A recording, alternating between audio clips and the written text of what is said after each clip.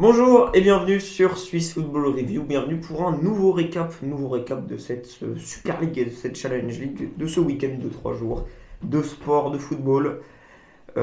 Et donc on va commencer tout de suite par l'analyse des 6 matchs de Super League de ce week-end. On va commencer par le match d'Yverdon qui affrontait Saint-Gall au stade municipal. Yverdon devait se relancer clairement et Saint-Gall devait continuer sur sa bonne dynamique du moment, notamment grâce à une victoire 4-1 face à nos amis du Ricois.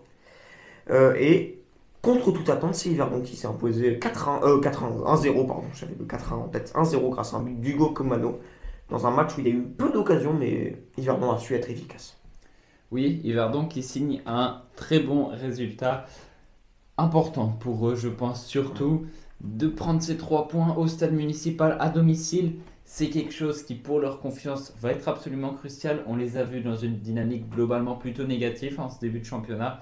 Et ces 3 points, ils vont faire beaucoup de bien, d'autant plus qu'ils interviennent contre un FC Saint-Gall qui était en forme. Donc oui, un FC Saint-Gall qui sera en plus engagé en compétition européenne dès cette semaine. Donc très bon, très très bon résultat pour Yverdon. C'est une victoire 1-0, mais franchement, au vu de l'adversaire, au vu de leur forme, c'est quelque chose de très positif pour eux. Et ça montre aussi que cette Super League est serrée et que quasiment tout le monde peut battre tout le monde. Et on va revenir sur ça, sur ce tout le monde peut battre tout le monde, parce que ça s'est révélé vrai encore pour notre vice-champion suisse. Non, pas vice-champion en titre, pardon. Voilà. Servette qui accueillait Lausanne pour un derby du lac, pas du lac de Genève, hein, du lac, parce qu'on ne sait pas s'il est vraiment, si c'est vraiment que le lac de Genève, bref, petit aparté. Et du coup, victoire 1-0 hein, des Servétiens, donc cette fois-ci ce fut le lac de Genève, grâce à un but de Derek Kuteza dans une partie de billard dans ce corner. Victoire méritée hein, de Servette qui a été tout simplement meilleure. Même Magnin le disait en conférence de presse, nos joueurs ont peut-être manqué un peu de caractère, de roublardise, et Servette, à l'instant T, est meilleur que nous. Donc voilà, ils se sont même créé plus d'occasions en deuxième mi-temps, alors qu'on les voyait aussi rester un peu plus derrière par rapport à la première mi-temps. Bref. Et donc Lausanne s'est totalement cassé les dents, d'après moi, sur cette équipe solide de Genève. Oui, Servette qui n'a pas été transcendant, mais qui a été bon. Qui a été bon, qui a fait le travail contre cette équipe du Lausanne Sport. Pas dans la plus grande des formes, on l'a dit. On l'a déjà dit lors des dernières semaines. Il y a eu cette victoire contre Yverdon, dans un derby roman également, qui aurait pu lancer une dynamique, qui aurait peut-être dû amorcer un meilleur résultat ce week-end. Résultat des courses, ça n'a pas été le cas. Lausanne a eu une occasion de marquer en première mi-temps. Très bel arrêt de Jérémy Frick. Finalement, des grosses occasions. Ils en auront plus tant que ça. Ouais. Et Servette, eh bien, qui a été solide. Qui aurait pu peut-être faire un match encore peut-être plus impressionnant. Mais Il y a eu 2 buts qui a sur fait- hors-jeu quand même. Oui, après c'est des buts où voilà, il y a hors-jeu quoi. Ouais, mais Il y ça a- montre qu'ils ont eu des grosses occasions. Oui, il y a eu des occasions, mais c'était un match, un bon match du Ouais, Servette pour sans moi, ils auraient être pu même pu gagner un peu plus. transcendant. Ouais, c'était pas une surdomination, mais il y avait quand même pas mal de cas. Ces 2 buts refusés sur hors-jeu. Ce tir, je crois que c'est Kuteza qui frappe et c'est sauvé par Karim sur la ligne et c'est dévié sur la latte. Bref, je crois que c'est soit Kuteza ou soit un autre attaquant, je le vois. Bref, ça ne changera rien. Victoire de Servette et victoire méritée.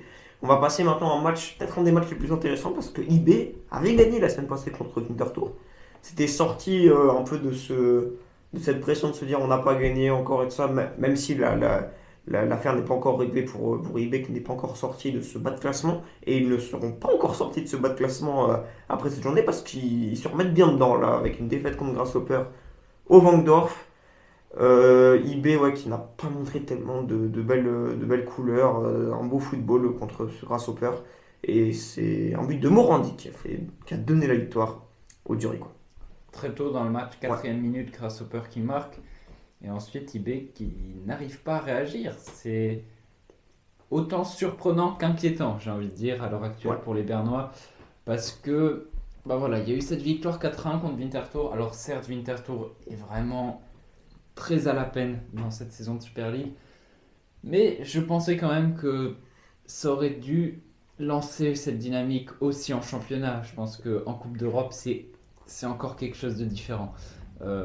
Pour Young Boys, on l'a vu jusqu'à maintenant, c'est pas exactement la même dynamique.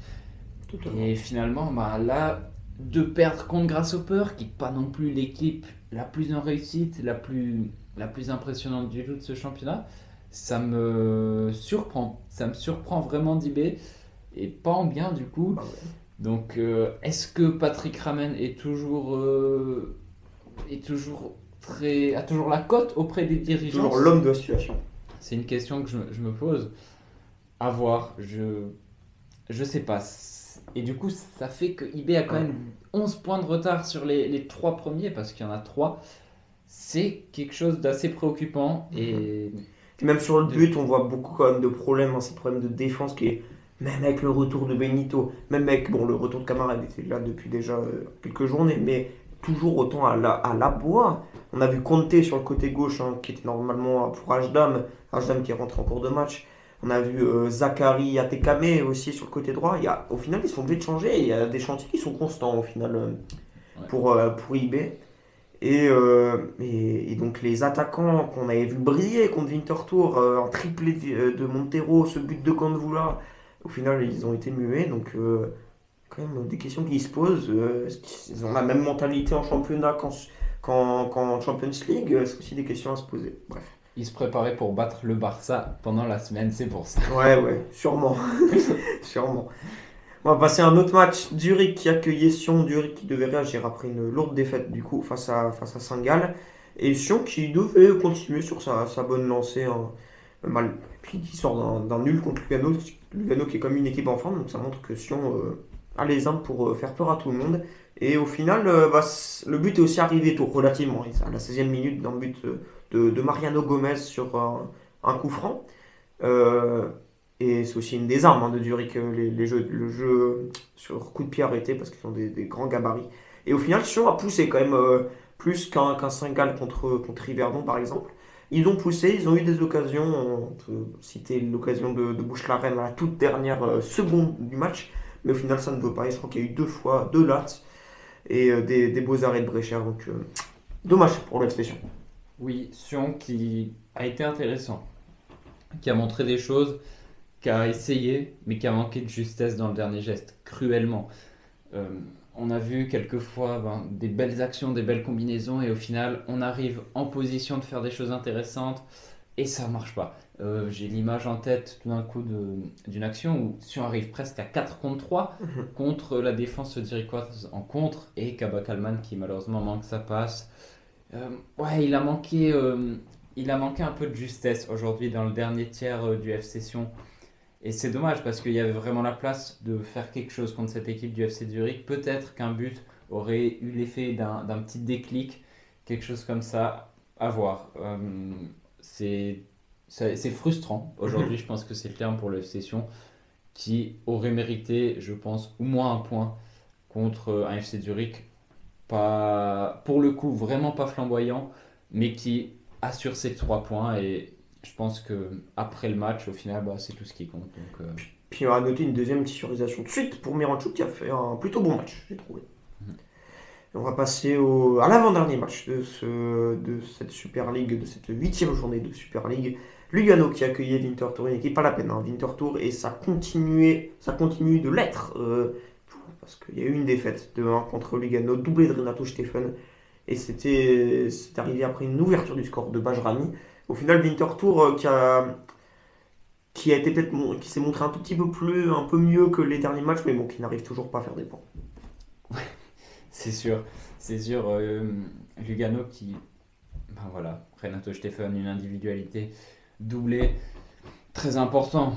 Et ça montre aussi la qualité qu'a cette équipe de Lugano. Aujourd'hui, c'est pas un match facile pour eux, il faut le dire, parce que quand tu te retrouves mené contre en plus une équipe de bas de tableau qui est Winterthur, tu sais qu'ils vont batailler pour aller prendre ces 3 points, mais que tu arrives, voilà.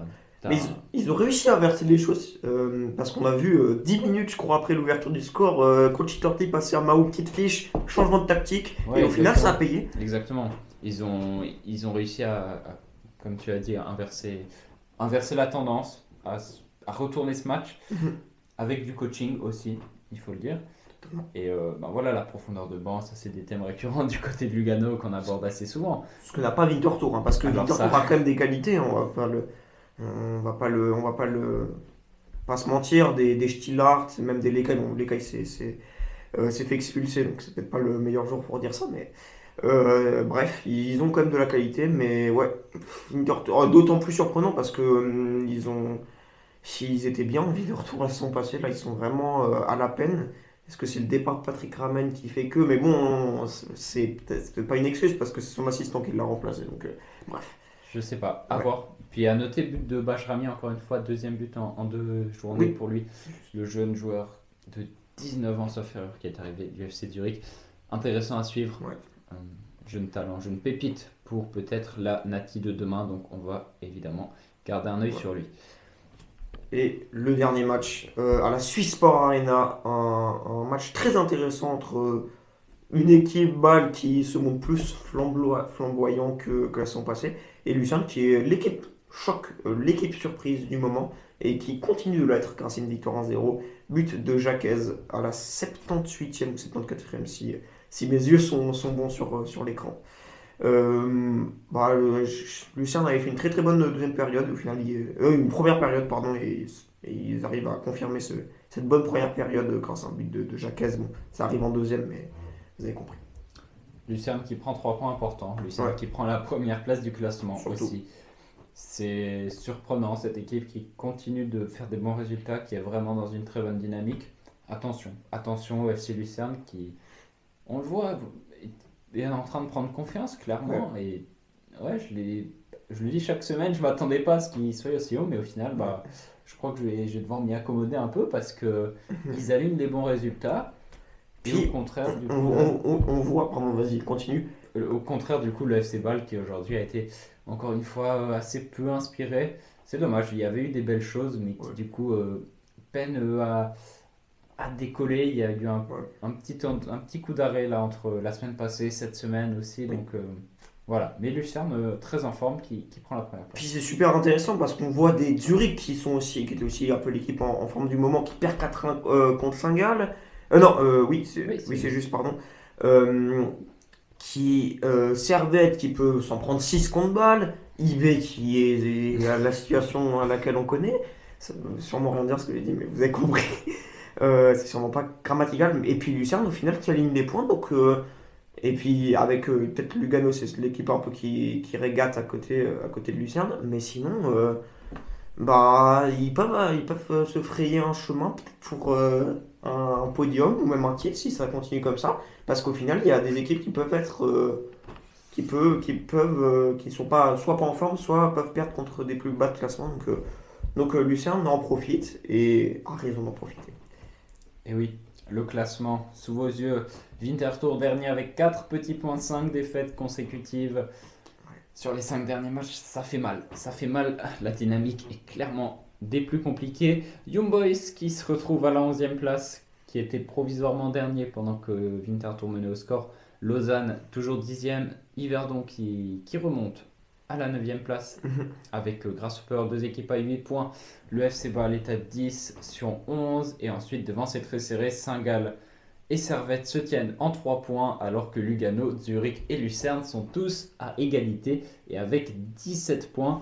On le voit, je pense qu'on a quand même beaucoup d'équipes qui peuvent prétendre à jouer un peu partout en fait. Et c'est ça qui va être intéressant, c'est ça qui est beau avec notre Super League. Et cette année c'est très marqué, c'est que c'est très serré et autant c'est très serré, mais autant des clubs comme IB, Lausanne commencent gentiment à se détacher. Ouais, il y a déjà 11 points entre la 11e et la première place, 13 entre la dernière et la première place. Donc voilà, des équipes comme Lausanne, Yverdon ou Winterthur ou IB bah, commencent un peu à se détacher. Mais on a vu des équipes, je sais pas, Servette qui s'en prend 6 contre Bâle par exemple, Ouais. ou Yverdon qui bat Saint-Gall. En fait, toutes les équipes peuvent perdre contre tout le monde. Donc pour moi, ça va rester serré. Enfin, je pense que c'est vraiment la dynamique de cette saison. Ça va rester serré. On va passer à la Challenge League. Yes. On va faire un petit tour d'horizon assez rapide. Haro qui a battu 2-1 le Stade Lyonnais malheureusement qui est au fond de classement de cette Challenge League. Et la belle réaction après le licenciement de Dionisio pour le Stade Lausanne-Ouchy qui bat 5-1 Carouge, qui était dans une bonne dynamique Carouge, mais là qui s'en prend, s'en prend une belle quand même de claque. Surprise générale, entre guillemets, au vu des derniers résultats. Ville qui bat 2-0 Chafouz, victoire 1-0 de Thun contre Xamax dans le choc au sommet, on peut le... Dommage pour Xamax qui aurait pu vraiment conforter cette première place au classement, qui manque le coche malheureusement à la Stockholm Arena. Il y aura d'autres occasions évidemment pour se replacer dans cette course à la promotion. C'est aussi un championnat serré, on le voit, parce que je crois Étoile Carouge était quand même dans le haut de classement de cette Challenge League, pardon, et Stade Lausanne-Ouchy était dernier, donc voilà, c'est aussi un bel exemple de cette homogénéité. Voilà. Merci. Et victoire 2-1 au Liechtenstein pour Vaduz face à Bellinzone. Exactement, et on en parlait du coup, Thun qui reprend la première place avec 2 petits points d'avance sur Xamax et Étoile Carouge. Bellinzone, Ville sont bien placés, Chafouz, Haro, Vaduz sont à 11 points exactement, et le Stade Lyonnais et le Stade Lausanne-Ouchy, les 2 stades qui ferment la marche malheureusement, 2 clubs romans. 5 défaites consécutives pour le Stade Lyonnais qui avait fait une bonne saison pour leur promotion la saison passée. Oui. Et là, c'est quand même beaucoup plus compliqué. On espère pour eux qu'ils arrivent à se maintenir quand même en Super League. Donc en Super League, en Challenge League évidemment. Donc à voir. Mais il y a de la concurrence. Il y a quand même des clubs assez intéressants aussi dessus. Donc ce sera une saison. Ce sera pas facile. D'autant plus que le Stade Lausanne-Ouchy a quand même des qualités. Donc Ilias Pache. Stade Lyonnais, pardon, j'étais sur le Stade Lyonnais dans ma tête. Ils ont le meilleur buteur pour le moment, qui a 4 buts. Bon, ça peut jouer évidemment, des qualités aussi comme ça. Donc voilà, pour terminer ce récap, cette Challenge League. Merci de nous avoir suivis encore une fois. On essayera peut-être de vous sortir des vidéos aussi, peut-être durant la semaine, ou faire autre chose que des récaps ces prochains temps, des interviews. On est dans une période où on fait un peu que des récaps parce qu'on a les cours, on a aussi d'autres choses qui nous empêchent peut-être de les faire. Ça